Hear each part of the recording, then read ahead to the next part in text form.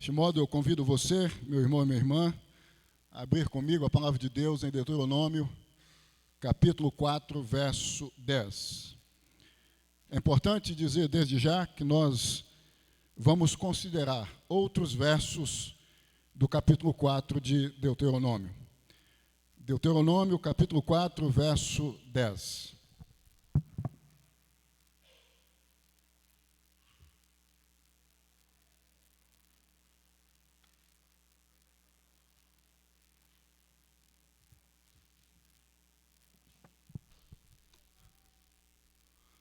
Assim diz a palavra de Deus: não te esqueças do dia em que estiveste perante o Senhor teu Deus em Horebe, quando o Senhor me disse: reúne este povo e os farei ouvir as minhas palavras, a fim de que aprenda a temer-me todos os dias que na terra viver, e as ensinará a seus filhos. Não te esqueças, não te esqueças. Esse é o nosso tema. Deus amado, Deus santo, neste momento desejamos ouvir-te, escutar-te. Assim sendo, pedimos que tu venhas em o nome de Jesus, trazer a cada um de nós palavras de vida. Necessitamos ouvir-te, ó Deus, que tu possas falar conosco em nome de Jesus. Amém e amém. Não te esqueças. Meus irmãos e minhas irmãs, eu penso que vocês sabem que o livro de Deuteronômio são discursos de Moisés, propalados nas colinas de Moabe, a segunda geração do Êxodo, por volta do ano de 1406 a.C., com o objetivo de enfatizar perante os mesmos a fidelidade a Deus, o compromisso que deviam ter para com Deus. No capítulo 4, precisamente, Moisés faz questão de fazer com que este povo não se esquecesse de algumas verdades. Daí a razão do verso 10 iniciar com não te esqueças. Não te esqueças. Não te esqueças. A pergunta que surge ante a este tema é: não te esqueças de quê? Em primeiro lugar, preste atenção, da sua história. Não te esqueças da sua história. O verso 1, como o verso 3 e 10, todos esses versos, portanto, enfatizam exatamente isto. Ou seja, que os filhos de Israel não deviam esquecer da história vivida por eles mesmos até o momento em que Moisés propala este discurso. Não existe ninguém sem história. Todos nós temos uma história. Eu tenho uma história, você tem uma história. Os filhos de Israel, à época, tinham uma história, e eles não deviam esquecer desta história. Que história? A história deles com Deus. O verso 1 destaca que eles tinham, considerando a história dos seus antepassados, dos seus pais, um compromisso com Deus, compromisso de viver de acordo com os estatutos, ou de acordo com a palavra de Deus. É exatamente isso que o verso 1 destaca. Ó Israel, ouve os estatutos e os juízos que eu vos ensino. Os estatutos e os juízos de Deus. Não te esqueças, ó Israel, da sua história com Deus, do compromisso que você, Israel, tem com Deus. Irmãos, nós devemos entender que todos nós temos uma história com Deus. Uma história que tem a ver com o compromisso que firmamos com Deus, de sermos fiéis aos seus estatutos, aos seus juízos, à sua palavra. O verso 3 destaca um fato que marcou uma geração de Israel, que tem a ver com uma matança de aproximadamente 24 mil pessoas em Baal Peor, por causa da desobediência a Deus. Moisés está dizendo neste discurso, nas entrelinhas: ó Israel, vocês têm uma história de compromisso, de fidelidade à palavra de Deus, aos estatutos de Deus. E vocês sabem que quando não há obediência, o juízo de Deus vem. Vocês se recordam do que aconteceu em Baal Peor, quando Deus puniu 24 mil pessoas, matando-as? O verso 10 destaca opostamente uma experiência grandiosa do povo com Deus. É a experiência de Deus se revelando ao povo. Não te esqueças do dia em que estive perante o Senhor, teu Deus. Moisés está dizendo em Horebe, quando o Senhor me disse: reúne este povo e os farei ouvir as minhas palavras. É a manifestação de Deus perante o povo por meio de Moisés. Nós temos aqui um povo que tem uma história com Deus, de compromisso, de fidelidade aos estatutos, à palavra de Deus, como também considerando esta história de infidelidade em alguns momentos, e Deus punindo esse povo, e Deus exercendo disciplina. Irmãos, nós temos uma história com Deus. Domingo passado, quem esteve aqui ouviu a mensagem que expus em Efésios capítulo 2, onde, na mesma, eu ressaltei com base nos versos de 1 a 3 do capítulo 2 de Efésios, qual era a nossa condição antes de termos nos encontrado com Jesus. A nossa história passada, antes do encontro com Jesus, de uma condição espiritual de morte. Estávamos mortos. Qual é a sua história com Deus? A sua história com Deus tem a ver com a consciência que você tem, considerando o seu passado, de que em um momento do seu passado, Deus foi ao seu encontro por meio do Espírito Santo, aplicando Jesus e te resgatando, fazendo por conseguinte, com que você entendesse que você deveria, a partir de então, considerando a sua história de lá para cá, de fidelidade à palavra de Deus. Qual a sua história com Deus? Qual o seu envolvimento com Deus? É de disciplina? É de juízo? Ou de um relacionamento íntimo? É uma história que se restringe a Baal Peor ou a Horebe? Qual a sua história com Deus? Como você tem vivido com Deus até aqui?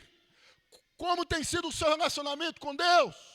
Moisés está dizendo: ó Israel, não te esqueças da sua história com Deus.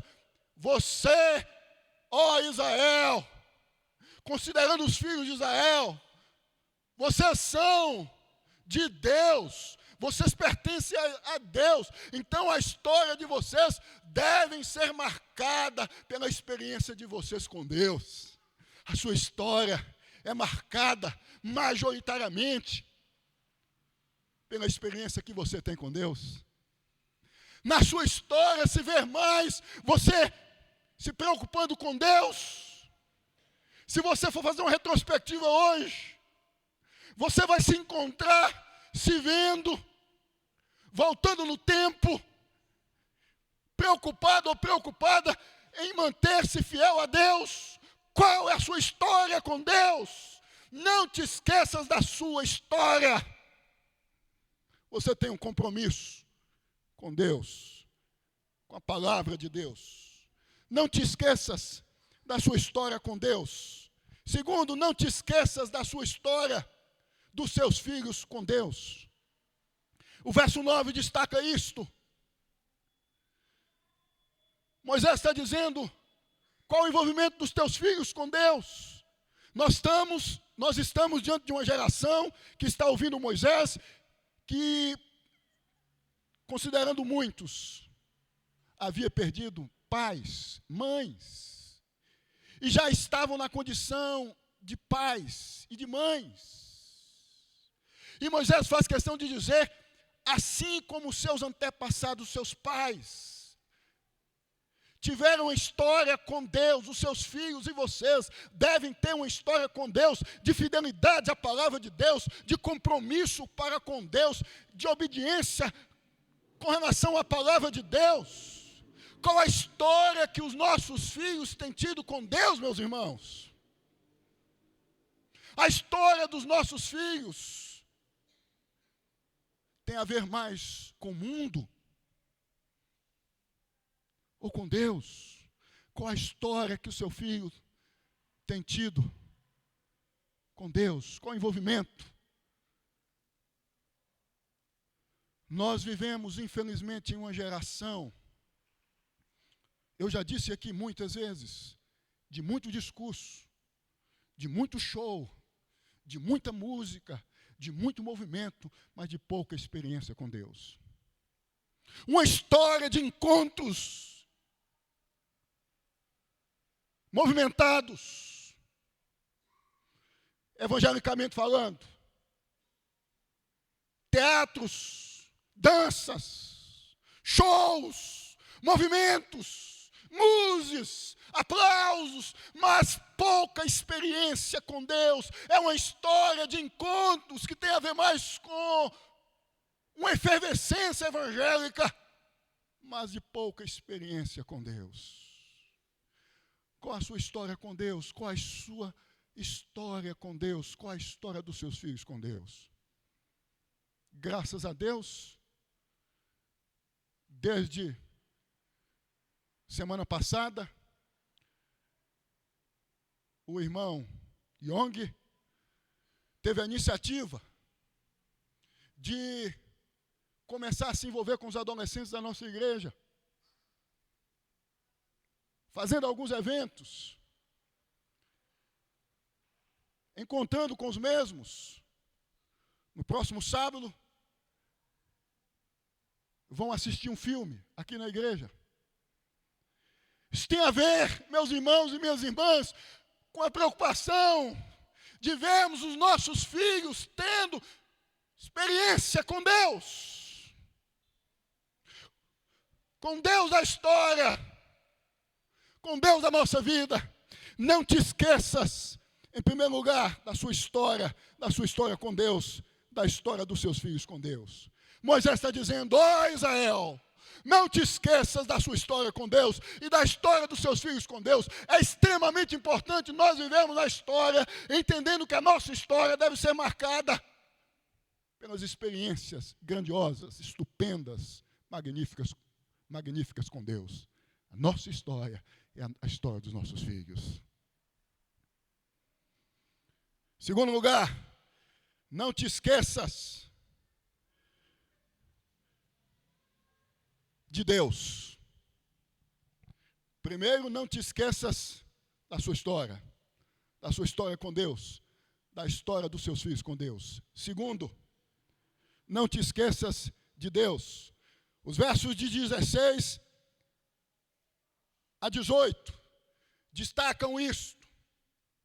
Não te esqueças, está dizendo Moisés, em outras palavras, de quem Deus é.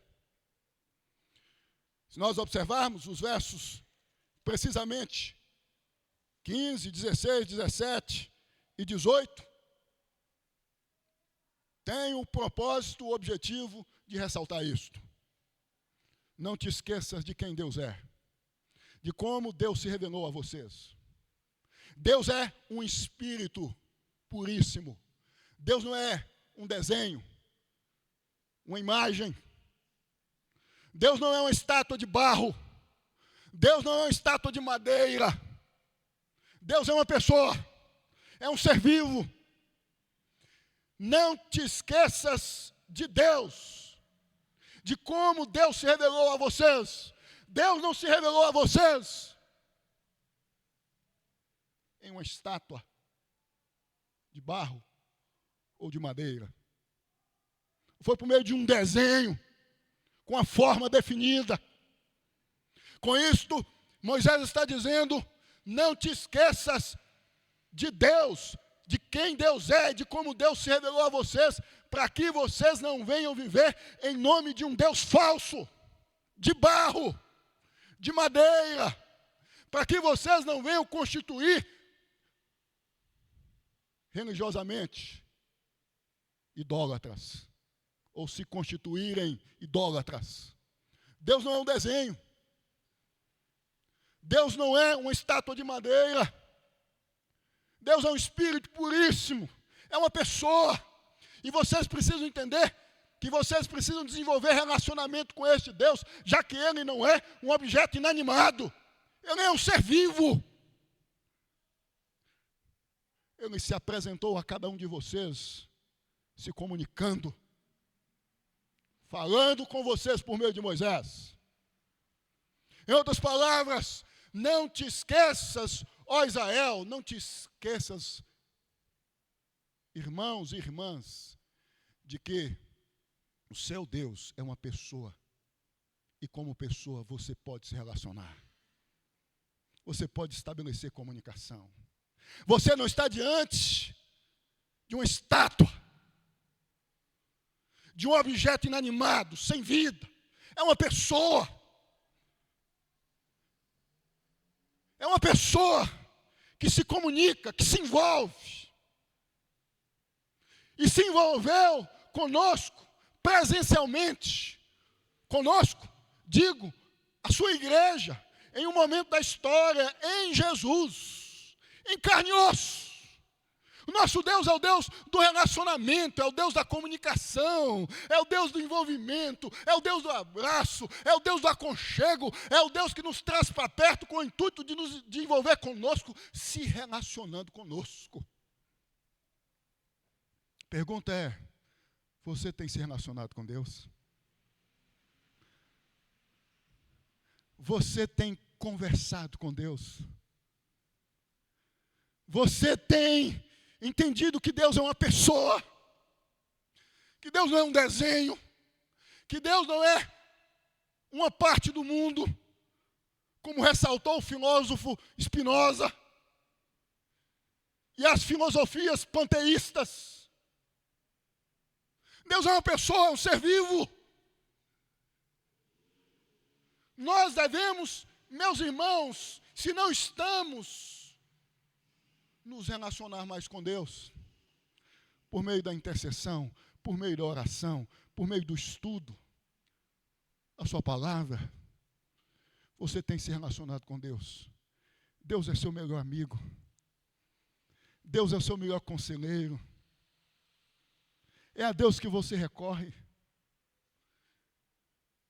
Quando você está vivendo um momento difícil na sua vida, ou quando você vai tomar uma decisão, você tem consciência que Deus é uma pessoa, um ser vivo. Moisés está dizendo a esse povo, não esqueça que Deus é um ser vivo, é uma pessoa.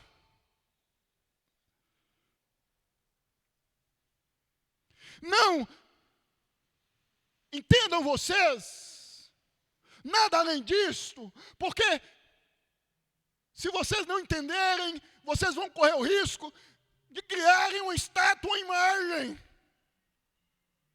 e se curvarem perante um desenho, perante um objeto de madeira ou de barro. Deus é espírito. E Jesus disse, e os seus discípulos se relacionam com o mesmo em espírito, em verdade, em qualquer lugar. É dentro da tenda, é fora da tenda, é no deserto, é no oásis, é em qualquer lugar, porque Deus não está em um lugar especificamente, geograficamente, porque Deus não é uma estátua, Deus não é objeto, Deus não é parte do mundo, Deus transcende a tudo quanto existe, Deus é um Espírito puríssimo, santíssimo. Deus se revelou por meio da sua palavra, verso 2. O Senhor, nosso Deus, fez aliança conosco em Horebe. Verso 2 do capítulo 4. Nada acrescentareis à palavra que vos mando, nem diminuireis dela, para que guardeis os mandamentos do Senhor, vosso Deus, que eu vos mando. Deus não é um desenho. Deus não é uma imagem. Deus não é um objeto inanimado. Deus é uma pessoa. Um espírito puríssimo, um ser pessoal. Se revelou assim. E se revelou e se revela por meio da sua palavra. Não fiquem buscando a voz de Deus aqui e acolá. Não busquem Deus na subjetividade de vocês. Não busquem Deus nas impressões, religiosamente falando, que vocês têm de Deus. Não vão atrás de Deus onde Deus não está. Porque Deus se revelou a vocês na sua palavra. O que Deus deseja, o que Deus quer, que eu, que você, que nós venhamos a fazer, está em sua palavra. Moisés está dizendo, não busque algo de Deus, além da palavra de Deus. O que Deus deseja que venhamos a fazer, está em sua palavra. Quantas pessoas hoje vivem buscando a Deus a partir delas mesmas, ou a partir das experiências dos outros, em busca de sonhos, de visões, de revelações. Deus se revela na sua palavra, Deus se mostra na sua palavra, quem Ele é, o que Ele quer, de mim, de você, do seu povo. Moisés está dizendo, a esse povo, Deus se revelou a nós mediante a sua palavra. Nós sabemos o que devemos fazer, porque Deus nos deu os seus mandamentos, os seus estatutos. Eu não vivo, portanto, em outras palavras, entendendo o que Moisés está dizendo aqui, a partir do que eu entendo acerca de Deus. A partir das minhas compreensões acerca de Deus, a partir das compreensões dos outros acerca de Deus, mas a partir, portanto, do que a palavra de Deus me diz acerca de Deus. Tem muita gente que acha que está em Deus, mas não está, porque vive em função de si mesma, vive em função das suas experiências, vive em função do que acha. Infelizmente, alguém que está distante, muito distante, do que a palavra de Deus ensina. Não te esqueças, em primeiro lugar, da sua história com Deus, da história dos seus filhos com Deus. Em segundo, de Deus. Em terceiro lugar, não te esqueças da aliança, do pacto que Deus fez com vocês. É o que destaca o verso 23. Não te esqueças da aliança, do pacto que Deus fez com vocês. Em outras palavras, Moisés destaca no verso 23 que esse povo não podia caminhar sem entender que Deus estava e estaria caminhando com os mesmos por causa da aliança, do pacto que Deus firmou com seus pais. Fidelidade. Deus é um Deus fiel. Deus é um Deus de palavra. O que Deus promete, Deus cumpre.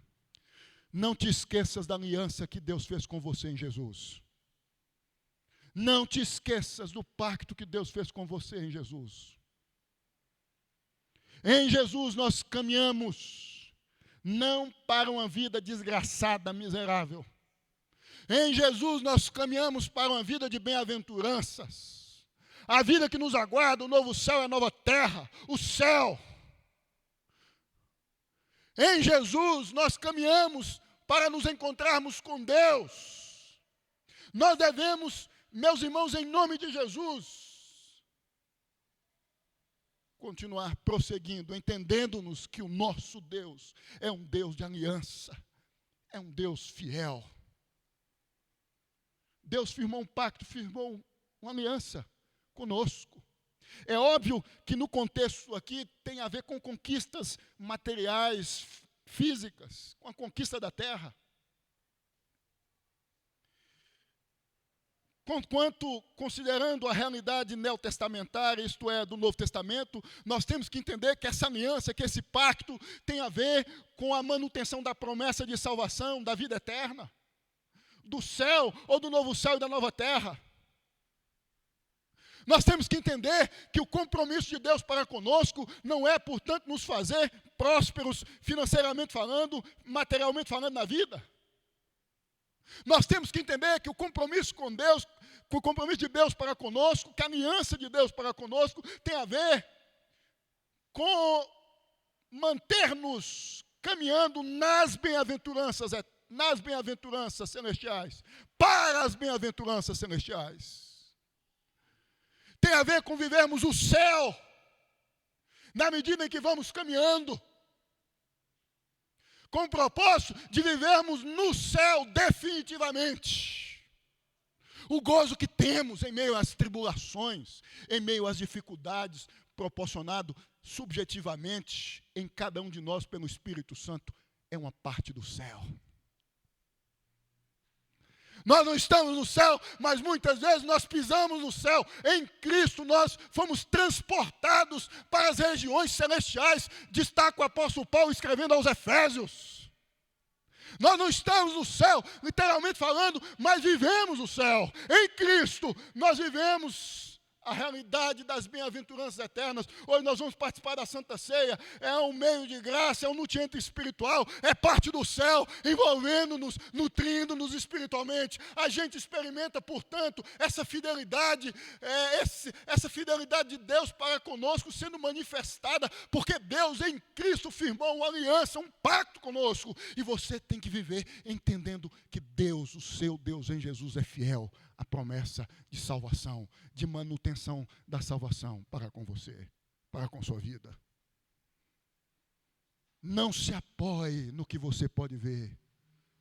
Não se apoie nas coisas. Não se apoie no que é palpável.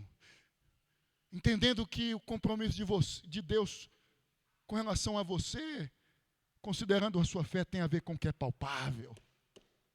Tem a ver com o que é visível. Deus pode e faz na minha vida e na sua vida coisas grandiosas relacionadas ao que é palpável ao que é visível, mas o compromisso de Deus, considerando a sua aliança, o seu pacto de redenção comigo e com você, tem a ver com a vida espiritual, tem a ver com o que nos aguarda, tem a ver com o céu.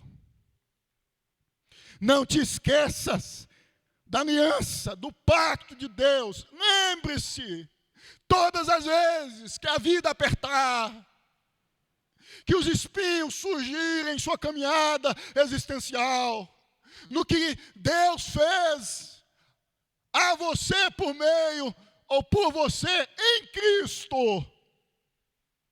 Deus morreu, Deus se autoassassinou na cruz, por você em Cristo.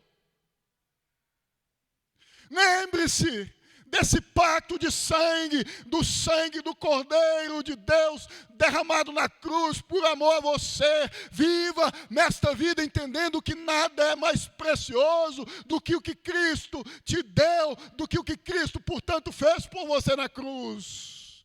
Não te esqueças da aliança, da salvação, da redenção. Não te esqueças de caminhar entendendo que nada é mais grandioso do que Deus, do que a salvação que Deus te concedeu.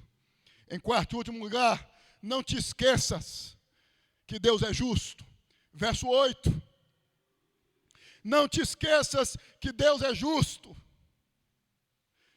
E que grande nação a que tenha estatutos e juízos tão justos, como toda esta lei que eu hoje vos proponho.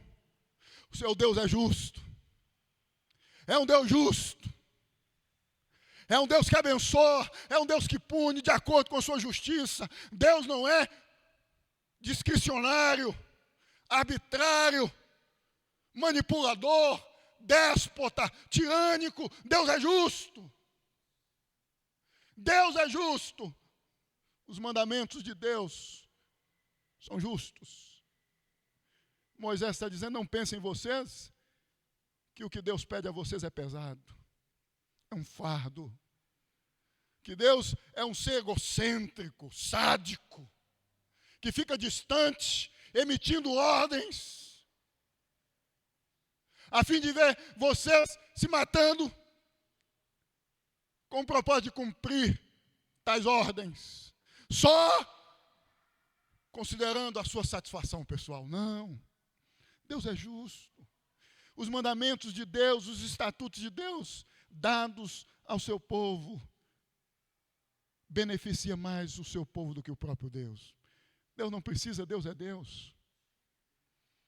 Palavra que Deus me dá, a palavra que Deus dá a você, tem a ver mais com o meu benefício, com o seu benefício. Deus não precisa.